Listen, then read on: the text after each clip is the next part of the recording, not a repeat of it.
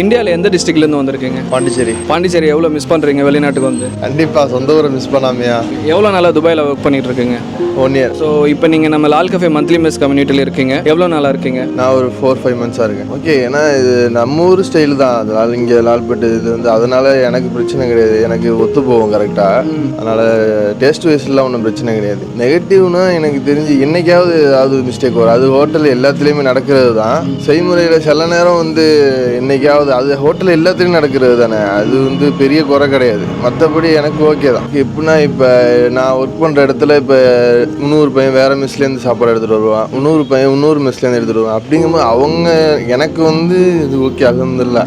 But அவங்க என்ன சொல்லுவாங்கன்னா இந்த சைடிஸ் கம்மியாக இருக்குடா, அவங்களுக்குலாம் ஒரு 4-5 தொட்டுக்கு எடுத்துகிட்டு வருவாங்க. இது உனக்கு ரொம்ப கம்மின்னு சொல்லுவாங்க. ஆனால் நான் என்ன சொல்லுவேன், எனக்கு இது ஓகே, எனக்கு இது ஓகே தான், எனக்கு பிரச்சனை இல்லைன்னு நான் சொன்னாலும் அவங்க என்ன சொன்னாங்கன்னா வந்து இல்லை இன்னும் நிறைய தரணும் அப்படிங்கிற மாதிரி. இப்போ வேறு மிஸ்ல கறி கொஞ்சம் அந்த மாதிரி எடுத்துகிட்டு வருவாங்க. அந்த மாதிரி இருக்கும். ஃபியூச்சரில் இது எல்லாத்தையும் எடுத்துக்கிட்டு டெஃபினட்டாக மாற்றுறதுக்கு முயற்சி பண்ணுவோம். லால் கஃபே மந்த்லி மெஸ் கம்யூனிட்டியில் வேறு யாராவது ஜாயின் பண்ணணும்னா நீங்கள் ரெக்கமெண்ட் பண்ணுவீங்களா? கண்டிப்பாக. நான் இப்போவும் சொல்லிட்டு தான் இருக்கேன். இப்போ என்கிட்ட கேட்குறவங்களுக்கு ஓகே, எனக்கு ஓகே தான், கரெக்டாக இருக்குது, ஒன்றும் பிரச்சனை இல்லை, ஜாயின் பண்ணலாம் தான் சொல்லிட்டு. ரொம்ப சந்தோஷம்.